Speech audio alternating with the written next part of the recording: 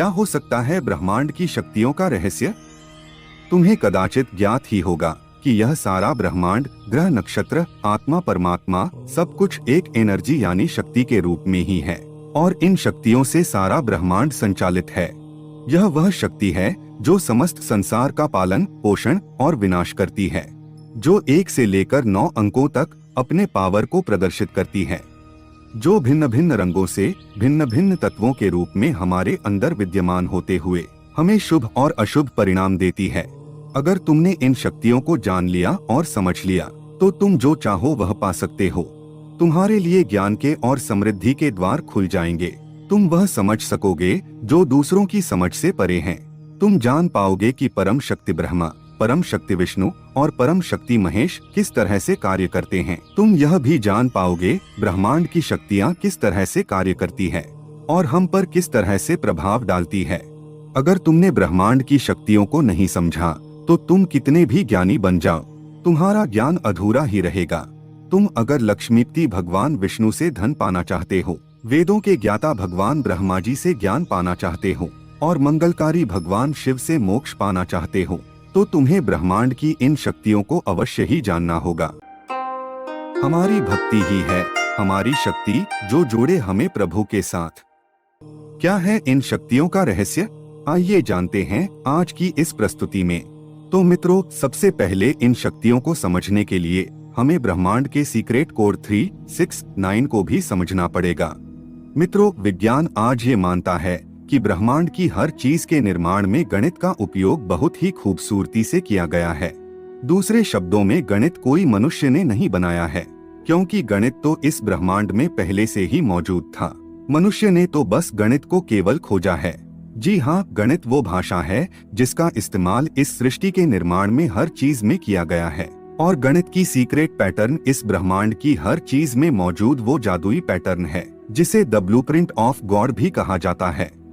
ये है एक कोश। इस धरती पर मौजूद हर जीव, हर प्राणी के जन्म की शुरुआत इसी एक कोश से होती है।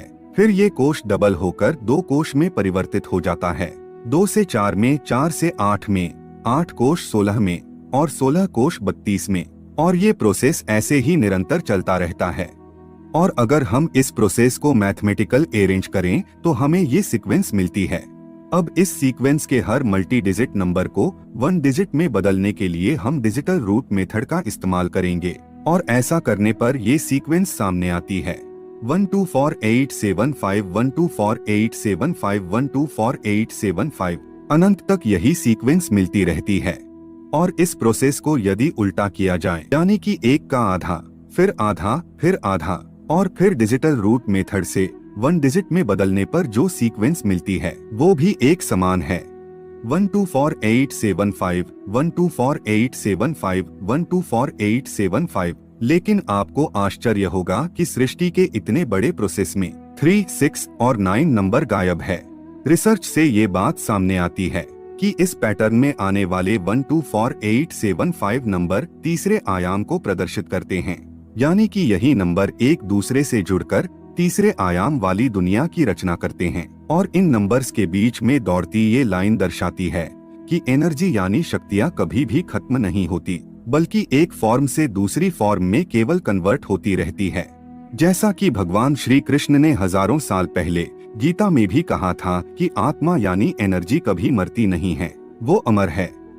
इस पैटर्न में 3, 6 और 9 अंक इसलिए नहीं है क्योंकि 3, 6, 9 नंबर थर्ड डायमेंशन से भी हायर डायमेंशन वाली दुनिया को रिप्रेजेंट करते हैं। और जब हम 3, 6 और 9 को डबलिंग करते हैं तो परिणाम और भी आश्चर्य में डाल देते हैं। 3 और 6 नंबर को दुगुना या आधा करते रहने से अंतिम परिणाम 36, 36, 36 मिलता है। लेकिन नंबर 9 यहाँ भी अदृश्य है, गायब है। और नंबर 9 को दुगुना या आधा करते रहने से मिलने वाले नतीजे और भी चौंका देते हैं, क्योंकि अंतिम परिणाम हर बार 9 ही मिलता है। हम सभी जानते हैं कि एक वृत्त 360 डिग्री का होता है और जब वृत्त को विभाजित करना शुरू करते हैं तो हर एक कोण का अंतिम परिणाम अनंत तक विभाजित करने पर भी हर बार 9 ही आता है। धरती, चंद्र और सूर्य के डायमीटर का digital root 9, speed of light का डिजिटल रूट 9, एक दिन में 86,400 सेकंड, 1440 मिनट और डिजिटल रूट 9, आप कितने भी दिन, सप्ताह या साल ले लो, जब आप सबके घंटे, मिनट और सेकंड निकालेंगे तो उनका डिजिटल रूट 9 ही मिलेगा। यानी कि नंबर 9 इस ब्रह्मांड की समस्त शक्तियों का मूल स्रोत है।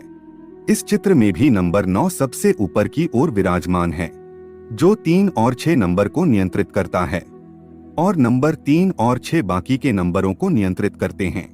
जैसे कि 3 नंबर 1, 2 और 4 नंबर को नियंत्रित करता है, और 6 नंबर 5, 7 और 8 नंबर को नियंत्रित करता है।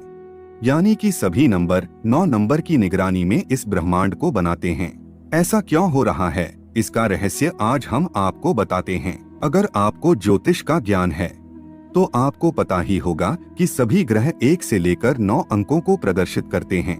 सूर्य नंबर 1 को दर्शाता है, चंद्र नंबर 2 को, गुरु नंबर 3 को, राहु नंबर 4 को, बुध नंबर 5 को, शुक्र नंबर 6 को, केतु नंबर 7 को, शनि नंबर 8 को और मंगल नंबर 9 को प्रदर्शित करता है। इन ग्रहों की शक्तियां इन अंकों में समाहित होती है। अब आपको पता ही होगा कि भगवान ब्रह्मा वेदों के ज्ञाता है। उन्हें ज्ञान के प्रमुख देवता माना जाता है और ज्ञान की देवी माता सरस्वती उनकी पत्नी है। अब गुरु ग्रह भी ज्ञान प्राप्ति से जुड़ा हुआ है और गुरु ग्रह 3 अंक को प्रदर्शित करता है, जो भगवान ब्रह्मा का अंक है।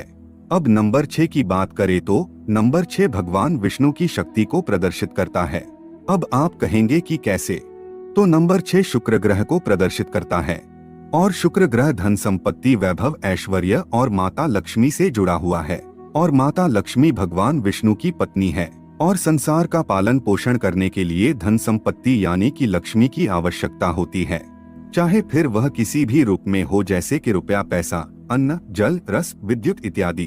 अब आगे नंबर 9 की बात करें तो नंबर 9 स्वयं भगवान शिव का प्रतीक है।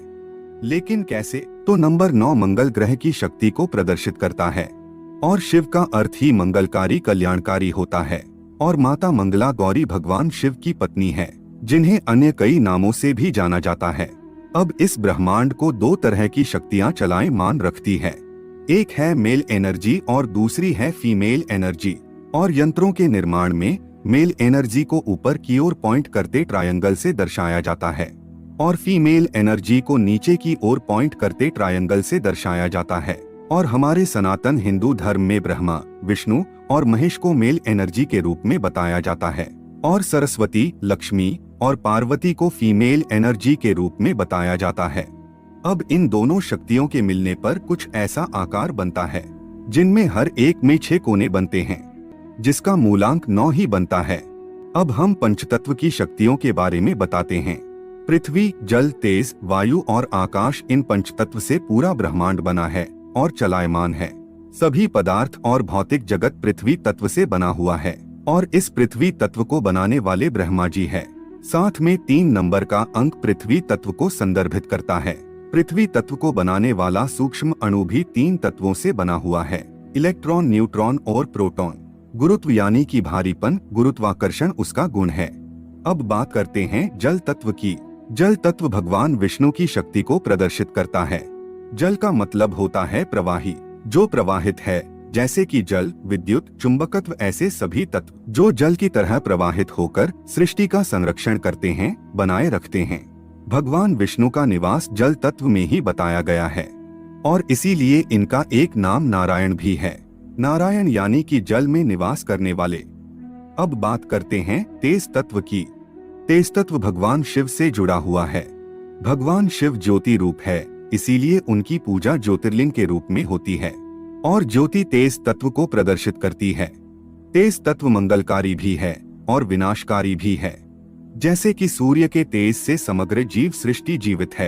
अगर यही सूर्य अपनी उष्णता को बढ़ा दे तो समग्र जीव सृष्टि का विनाश हो जाएगा। इसी तरह आकाश और तेज तत्व की शक्ति नंबर 1 अंक से संबंधित है।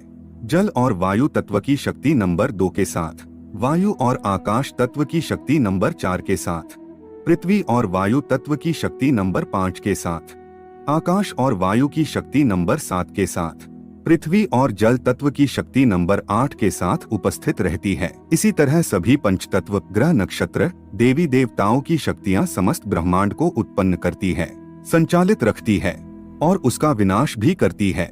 और इन सभी शक्तियों का प्रभाव हमारे जीवन पर भी पड़ता है। अगर आप इन शक्तियों के बारे में अधिक जानकारी प्राप्त करना चाहते हैं तो कमेंट में पार्ट 2 अवश्य ही लिखें।